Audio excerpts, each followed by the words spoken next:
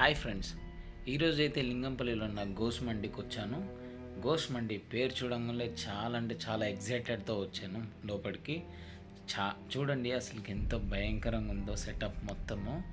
So మీరు observe చేస్తే చాలా అంటే చిన్న సౌండ్తో బ్యాక్గ్రౌండ్ మ్యూజిక్లో ఎంత ఘోరంగా వస్తుందో చూడండి.